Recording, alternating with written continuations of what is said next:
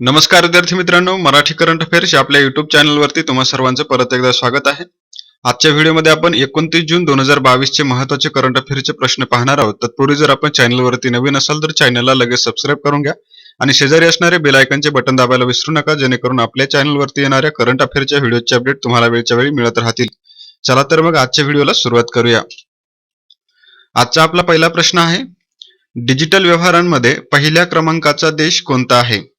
तर डिजिटल व्यवहारांच्या बाबतीमध्ये जगामध्ये पहिल्या क्रमांकाचा देश आहे आपला भारत. पर्याय क्रमांक पहिला भारत याचं योग्य उत्तर आहे. तर नवी दिल्ली या ठिकाणी आयोजित करण्यात आलेल्या सायबर सुरक्षा आणि राष्ट्रीय सुरक्षा या विषयावरील राष्ट्रीय परिषदेमध्ये भारताचे केंद्रीय गृहमंत्री अमित शहा यांनी याबाबतची माहिती दिलेली आहे की युनिफाईड पेमेंट इंटरफेसद्वारे व्यवहारांनी आर्थिक वर्ष 2022 मध्ये $1 ट्रिलियन चा टप्पा ओलांडलेला आहे आणि आज भारत जागतिक डिजिटल व्यवहारांमध्ये पहिल्या क्रमांकावरती आलेला आहे.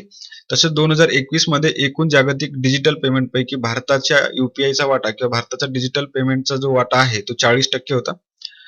हे आपण लक्षात ठेवायचं आहे आणि याबाबतचा स्रोत जो आहे तो ऑल इंडिया रेडिओवरून ही न्यूज घेण्यात आली आहे. यानंतर पुढचा प्रश्न आहे, यशम कृष्णा नारायण मूर्ती प्रकाश पदुकोण यांना कोणता पुरस्कार मिळाला आहे? तर यशम कृष्णा नारायण मूर्ती आणि प्रकाश पदुकोण या 3 व्यक्तींना कॅम्पेगौडा आंतरराष्ट्रीय पुरस्कार मिळालेला आहे. पर्याय क्रमांक तिसरा कॅम्पेगौडा आंतरराष्ट्रीय पुरस्कार याचं योग्य उत्तर आहे. तर कर्नाटकचे माजी मुख्यमंत्री आहेत यशम कृष्णा, तसंच इन्फोसिसचे संस्थापक नारायण मूर्ती आणि बॅडमिंटनचे दिग्गज खेळाडू प्रकाश पदुकोण यांना कॅम्पेगौडा आंतरराष्ट्रीय पुरस्कारानं सन्मानित करण्यात आलेलं आहे. मग या कॅम्पेगौडा पुरस्काराबद्दल देखील आपण माहिती घेणं गरजेचं आहे. तर कॅम्पेगौडा पुरस्कार, ज्याला नादप्रभू कॅम्पेगौडा पुरस्कार म्हणून देखील ओळखलं जातं, आणि हा एक नागरी पुरस्कार आहे जो दरवर्षी बृहत बेंगळुरू महानगरपालिकेकडून प्रदान केला जातो. हा पुरस्कार सांस्कृतिक, शैक्षणिक, सामाजिक आणि कला या क्षेत्रातील नागरिकांच्या उल्लेखनीय योगदानाच्या आधारे त्यांना दिला जातो. आणि या पुरस्काराचं स्वरूप जे आहे ते 5 लाख रुपये रोख आणि सन्मान चिन्ह असं आहे, हे आपण लक्षात ठेवायचं आहे. आणि हा पुरस्कार नुकताच यशम कृष्णा, नारायण मूर्ती आणि प्रकाश पदुकोण यांना कर्नाटकचे मुख्यमंत्री बसवराज बोम्मई यांच्या हस्ते प्रदान करण्यात आलेला आहे. यानंतर पुढचा प्रश्न आहे, केंद्रीय प्रत्यक्ष कर मंडळाच्या अध्यक्षपदी कोणाची नियुक्ती करण्यात आली आहे? तर केंद्रीय प्रत्यक्ष कर मंडळाच्या अध्यक्षपदी नुकतीच नितीन गुप्ता यांची नियुक्ती करण्यात आलेली आहे. पर्याय क्रमांक पहिला नितीन गुप्ता याचं योग्य उत्तर आहे. तर IRS अधिकारी आहेत नितीन गुप्ता, त्यांची आता केंद्रीय प्रत्यक्ष कर मंडळाच्या नवीन अध्यक्षपदी नियुक्ती करण्यात आलेली आहे. केंद्रीय प्रत्यक्ष कर मंडळ म्हणजेच CBDT त्याला आपण शॉर्ट फॉर्म मध्ये म्हणतो. आणि या अगोदर JB महापात्रा जे केंद्रीय प्रत्यक्ष कर मंडळाचे अध्यक्ष होते ते 30 एप्रिल रोजी सेवानिवृत्त झाल्यानंतर त्याच केंद्रीय बोर्डाच्या सदस्य 1986 च्या बॅचच्या IRS अधिकारी संगीता सिंग यांच्याकडे CBDTचा प्रमुख पदाचा अतिरिक्त कार्यभार सोपवण्यात आला होता आणि आता JB महापात्रा यांच्या जागेवरती कोणाची नियुक्ती करण्यात आली आहे? तर नितीन गुप्ता यांची. मग central board of direct taxes जे आहे त्याच्याबद्दल माहिती घेऊयात. त्याची स्थापना झाली आहे 1963 साली. मुख्यालय आहे नवी दिल्ली या ठिकाणी. संबंधित मंत्रालय आहे वित्त मंत्रालय. आणि यासोबतच पर्यायांच्या बाबतीतही माहिती घेऊया. तर नीती आयोगाचे CEO बनलेले आहेत परमेश्वरन अय्यर. त्यानंतर IB चे प्रमुख झालेले आहेत तपन कुमार डेका. NIA चे प्रमुख बनलेले आहेत दिनकर गुप्ता आणि केंद्रीय प्रत्यक्ष कर मंडळ अध्यक्ष बनलेले आहेत नितीन गुप्ता. यानंतर पुढचा प्रश्न आहे, ITF तर्फे गोल्डन अचिव्हमेंट पुरस्कार आणि टेनिस हॉल ऑफ फेम मिळवणारे पहिले भारतीय कोण बनले? तर इंटरनॅशनल टेनिस फेडरेशन तर्फे गोल्डन अचिव्हमेंट पुरस्कार आणि टेनिस हॉल ऑफ फेम मिळवणारे पहिले भारतीय ठरलेले आहेत विजय अमृतराज. पर्याय क्रमांक पहिला विजय अमृतराज याचं योग्य उत्तर आहे. विजय अमृतराज हे भारताचे माजी टेनिस खेळाडू आहेत आणि त्यांना आता international tennis hall of fame आणि इंटरनॅशनल टेनिस फेडरेशन कडून 2021 चा गोल्डन अचिव्हमेंट पुरस्कार विजेता म्हणून घोषित करण्यात आलेलं आहे. आणि अशा प्रकारे हा सन्मान मिळवणारे ते पहिले भारतीय ठरलेले आहेत. गोल्डन अचिव्हमेंट अवॉर्डची निवड जी आहे ती टेनिस फेडरेशन आणि जगभरामधील व्यक्तींनी सादर केलेल्या नामांकनाच्या समूहामधून केली जाते. यानंतर पुढचा प्रश्न आहे, RBI ने कोणत्या बँकेस ऑपरेशन सपोर्ट सबसिडियरी स्थापन करण्यासाठी मंजुरी दिलेली आहे? तर RBI ने नुकतंच स्टेट बँक ऑफ इंडियाला ऑपरेशन सपोर्ट सबसिडी म्हणून स्थापन करण्याची परवानगी दिलेली आहे. पर्याय क्रमांक चौथा स्टेट बँक ऑफ इंडिया याचं योग्य उत्तर आहे. तर भारतीय रिझर्व्ह बँकेने स्टेट बँक ऑफ इंडियाला त्यांच्या प्रस्तावित ऑपरेशन्स सपोर्ट सबसिडियरीसाठी प्राथमिक मान्यता दिलेली आहे आणि ज्याचा उद्देश खर्च ते उत्पन्न गुणोत्तर कमी करणे हा आहे. मग या ठिकाणी स्टेट बँक ऑफ इंडियाचा उल्लेख आलेला आहे, तर त्याच्याबद्दल माहिती पाहूया. याची स्थापना झाली आहे 1 जुलै 1955 साली. मुख्यालय आहे मुंबई या ठिकाणी आणि अध्यक्ष आहेत दिनेश कुमार खारा. तसंच रिझर्व्ह बँक ऑफ इंडियाची स्थापना झाली आहे 1 एप्रिल 1935 ला. मुख्यालय आहे मुंबई या ठिकाणी आणि गव्हर्नर आहेत शक्तिकांत दास. यानंतर पुढचा प्रश्न आहे, देशामध्ये पहिल्यांदाच कोणत्या खाजगी कंपन्यांचं पेलोड अंतराळामध्ये प्रक्षेपित केले जाणार आहेत? तर भारतामध्ये पहिल्यांदाच खाजगी कंपन्यांचे पेलोड आता अंतराळात प्रक्षेपित करण्यास परवानगी देण्यात आली आहे आणि त्या 2 खाजगी कंपन्या असणार आहेत, ध्रुव स्पेस लिमिटेड आणि Digantara research and technology limited. पर्याय क्रमांक 4 याचं योग्य उत्तर आहे. तर Indian space promotion and authorisation centre म्हणजेच इनस्पेस ही एक अंतराळ विभागाच्या अंतर्गत असलेली स्वायत्त सिंगल विंडो नोडल एजन्सी आहे, जी भारतामधील गैरसरकारी खाजगी संस्थांना अंतराळ क्रियाकलापांना चालना देण्यासाठी स्थापन करण्यात आलेली आहे. आणि आता इनस्पेसने इस्रोच्या PSLV वर पहिल्यांदाच ध्रुव स्पेस आणि दिगंतरा रिसर्च या 2 खाजगी स्टार्टअपना त्यांचं पेलोड लॉन्च करण्यासाठी परवानगी दिलेली आहे. अशा प्रकारे खाजगी संस्थांना त्यांचे पेलोड प्रक्षेपणास इनस्पेसने प्रथमच मान्यता दिलेली आहे. मग यांचे जे 2 पेलोड आहेत त्यांच्याबद्दल आपण माहिती घेऊया. तर पहिला पेलोड आहे DSOD-1U, जो ध्रुव स्पेसचा सॅटेलाइट ऑर्बिटल डिप्लॉयर आहे आणि तो तंत्रज्ञान प्रात्यक्षिक पेलोड आहे.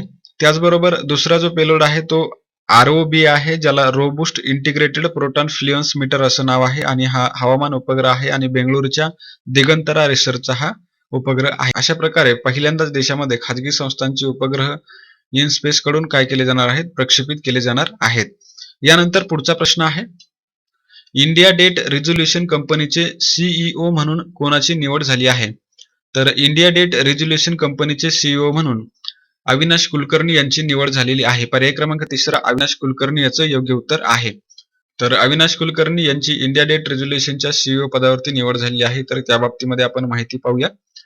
सरकार समर्थित असणारी बॅड बँक किंवा नॅशनल असेट रिकन्स्ट्रक्शन कंपनीद्वारे अधिकृत केल्या जाणाऱ्या 83,000 कोटीहून अधिक बुडीत कर्जाचे निराकरण करण्यासाठी इंडिया डेट रिझोल्यूशन कंपनीची स्थापना करण्यात आली आहे आणि या कंपनीचे आता CEO बनलेले आहेत अविनाश कुलकर्णी. बॅड बँक गेल्या वर्षी 2021च्या अर्थसंकल्पामध्ये याच्या बाबतीमध्ये उल्लेख करण्यात आला होता आणि नंतर तो जून 2021 मध्ये त्या बाबतीमध्ये कारवाई करण्यात आली आहे.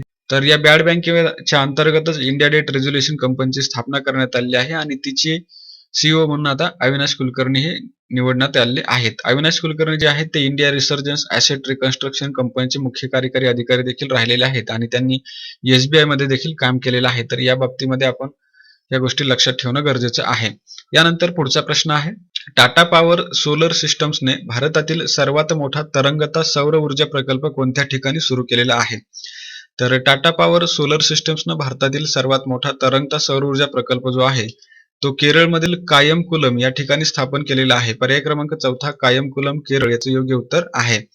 तर टाटा पॉवर सोलर सिस्टम्सनं केरळमधील कायमकुलम या ठिकाणी 350 एकर जलसाठा असणाऱ्या बॅकवॉटर एरियामध्ये 101.6 मेगावॉट क्षमतेचा सर्वात मोठा तरंगता सौर ऊर्जा प्रकल्प स्थापित केलेला आहे आणि अशा प्रकारे हा भारतातला सर्वात मोठा तरंगता सौर ऊर्जा प्रकल्प सुरू झालेला आहे. तर यानंतर पुढचा प्रश्न आहे, थिओ मार्गारिटा मॅग्निफिका बद्दल योग्य पर्याय तुम्हाला ओळखायचा आहे. तर याचं उत्तर आहे सर्वात मोठा जीवाणू आहे तो. पर्याय क्रमांक 2 सर्वात मोठा जीवाणू याचं योग्य उत्तर आहे. नुकतंच शास्त्रज्ञाकडून या गोष्टीला पुष्टी देण्यात आली आहे की थिओ मार्गारिटा मॅग्निफिका हा जो बॅक्टेरिया आहे तो जगामधील सर्वात मोठा बॅक्टेरिया आहे. तर त्या बाबतीमध्ये आपण माहिती घेऊया. थिओ मार्गारिटा मॅग्निफिका किंवा मॅग्निफिसंट सल्फर पर्ल नावाचा हा जीवाणू आहे, जो की जगातला सर्वात मोठा जीवाणू ठरलेला आहे. याचा शोध जीवशास्त्रज्ञ ऑलिव्हर ग्रोस यांनी लावलेला आहे आणि हा जो जीवाणू आहे तो उघड्या डोळ्यांनी देखील पाहायला जाऊ शकतो, जे की बाकीचे जीवाणू तुम्हाला सूक्ष्मदर्शकाद्वारे पाहायला लागतात. आणि हा जीवाणू कॅरिबियन खारफुटीच्या दलदलीमध्ये आढळतो हे आपण लक्षात ठेवायचं आहे. आणि तसंच हा जीवाणू सरासरी 1 इंचाच्या म्हणजे 0.9 सेंटीमीटरच्या लांबी इतका वाढतो. त्याचबरोबर अनुवंशिक विश्लेषणानं एकच जीवाणू पेशी असल्याचं देखील दिसून आलेलं आहे. तर ह्या सर्व गोष्टी या जीवाणूच्या बाबतीमध्ये आपल्याला लक्षात ठेवायच्या आहेत आणि याच्या बाबतीमध्ये नुकतीच पुष्टी करण्यात आली आहे की हा जीवाणू जगातील सर्वात मोठा जीवाणू आहे, ज्याचा शोध 2009 मध्ये ऑलिव्हर ग्रोस यांना पहिल्यांदा तो आढळला होता. यानंतर पुढचा प्रश्न आहे, कॉमनवेल्थ संघटनेमध्ये कोणते 2 नवीन देश सामील झाले आहेत? तर कॉमनवेल्थ म्हणजेच राष्ट्रकुल संघटनेमध्ये नुकतेच गॅबॉन आणि टोगो हे 2 देश सामील झालेले आहेत. पर्याय क्रमांक 3 गॅबॉन आणि टोगो याचं योग्य उत्तर आहे. तर राष्ट्रकुल नेत्यांची किगाली रवांडा या ठिकाणी राष्ट्रकुल सरकार प्रमुखांच्या बैठकीच्या शेवटच्या सत्रामध्ये गॅबॉन आणि टोगो या 2 पश्चिम आफ्रिकन देशांचं राष्ट्रकुल सदस्यत्वाचे अर्ज त्यांनी स्वीकारलेले आहेत. तर ही चोगम परिषद जी आहे ती रवांडामध्ये पार पडलेली आहे आणि याच्यामध्ये आता गॅबॉन आणि टोगो या दोन देशांना कॉमनवेल्थचं सदस्यत्व बहाल करण्यात आलेलं आहे. तर 2009 मध्ये कॉमनवेल्थमध्ये सामील होणारा रवांडा हा जो देश आहे तो सर्वात शेवटचा देश होता. आता त्याच्यानंतर गॅबॉन आणि टोगो हे दोन देश जे आहेत ते कॉमनवेल्थमध्ये सामील झाले आहेत. तर मग कॉमनवेल्थमध्ये आता एकूण सदस्य किती झालेले आहेत तर 56 सदस्य झालेले आहेत. 55 सदस्य बनलेला आहे गॅबॉन आणि 56वा सदस्य बनलेला आहे टोगो. तर गॅबॉन आणि टोगो हे जे दोन देश आहेत ते 1960 मध्ये फ्रान्स पासून वेगळे झालेले आहेत हे आपण लक्षात ठेवायचं आहे. आणि तसंच 1949 मध्ये कॉमनवेल्थची स्थापना झाली होती. त्यावेळी तिचे सदस्य राष्ट्र 8 होते, जे की आता 56 सदस्य झालेले आहेत.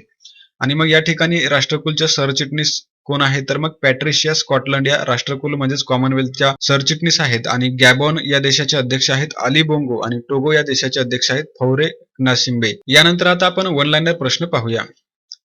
पहिला प्रश्न आहे, साओ जोआओ उत्सव कोणत्या राज्याशी संबंधित आहे?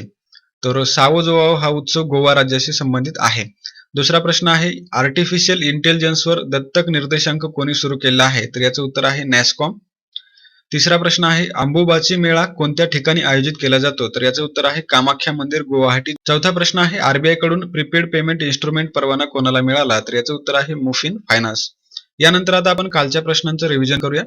कालचा पहिला प्रश्न होता, जर्मनी या ठिकाणी G7 गटाच्या कितव्या शिखर परिषदेचं आयोजन करण्यात आलेलं आहे? तर याचं उत्तर आहे 48व्या. दुसरा प्रश्न आहे, रणजी क्रिकेट स्पर्धा पहिल्यांदाच कोणत्या संघाने जिंकली? तर या प्रश्नाचं उत्तर आहे मध्य प्रदेश. तिसरा प्रश्न आहे, कोणता देश या वर्षाच्या अखेरीस कंपन्यांना प्लास्टिक पिशव्या आयात करण्यास किंवा बनविण्यावर बंदी घालणार आहे? तर या प्रश्नाचं उत्तर आहे कॅनडा. चौथा प्रश्न आहे, कोणत्या राज्याच्या मोबस या सार्वजनिक वाहतूक सेवेला यूएनचा सार्वजनिक सेवा पुरस्कार मिळाला आहे? तर याचं उत्तर आहे ओडिशा. पाचवा प्रश्न आहे, कोणाची भारतीय ऑलिम्पिक असोसिएशनचे कार्यकारी अध्यक्ष म्हणून नियुक्ती करण्यात आली? तर या प्रश्नाचं उत्तर आहे अनिल खन्ना. सहावा प्रश्न आहे, भारतीय हवाई दल कोणत्या देशामध्ये सामरिक नेतृत्व सरावामध्ये सहभागी होणार आहे? तर याचं उत्तर आहे इजिप्त. सातवा प्रश्न आहे, संयुक्त महासागर परिषद 2022 कोणत्या ठिकाणी आयोजित करण्यात आली? तर याचं उत्तर आहे लिस्बन. आठवा प्रश्न आहे, ग्लोबल लिव्हेबिलिटी इंडेक्स 2022 नुसार जगामधील पहिल्या क्रमांकाचं राहण्यायोग्य शहर कोणतं? तर या प्रश्नाचं उत्तर आहे ऑस्ट्रियामधील व्हिएन्ना. नववा प्रश्न आहे, vertical launch short range surface to air मिसाईलची चाचणी कोणत्या ठिकाणी घेण्यात आली? तर याचं उत्तर आहे चांदीपूर. आणि 10वा प्रश्न आहे, जीएसआर अधिसूचनेचा मसुदा मंजूर करण्यात आलेला भारत एनसीए प्रोग्राम कशाशी संबंधित आहे? तर याचं उत्तर आहे नवीन कार मूल्यांकन कार्यक्रम आहे. यानंतर कालच्या प्रश्नांचं उत्तर पाहूया. कालचा सराव प्रश्न होता, ग्लोबल लिव्हेबिलिटी इंडेक्स 2022 नुसार चुकीचं विधान तुम्हाला ओळखायचं होतं आणि यातलं चुकीचं विधान जे होतं ते म्हणजेच भारतातील शहरांची स्थिती चांगली आहे, जे की चौथं विधान चुकीचं होतं. तर भारतातील शहरांची स्थिती चांगली नसून खराब आहे हे आपण लक्षात ठेवायचं आहे. पर्याय क्रमांक चौथा याचं योग्य उत्तर होतं. आणि आता आपण आजचा सराव प्रश्न पाहूया. प्रश्न आहे, कॉमनवेल्थ संघटनेमध्ये आता एकूण किती सदस्य झालेले आहेत? तर याचे पर्याय आहेत, पहिला पर्याय 8, दुसरा पर्याय 54, तिसरा पर्याय 55 आणि चौथा पर्याय 56. तर याचं योग्य उत्तर तुम्ही कमेंट बॉक्समध्ये सांगायचं आहे. आणि याचबरोबर आपला आजचा व्हिडिओ संपलेला आहे. व्हिडिओ आवडला असल्यास व्हिडिओला लाईक, शेअर आणि सबस्क्राईब करायला विसरू नका. आणि आपण भेटूया अशाच एका नवीन व्हिडिओमध्ये. तोपर्यंत जय हिंद, जय महाराष्ट्र.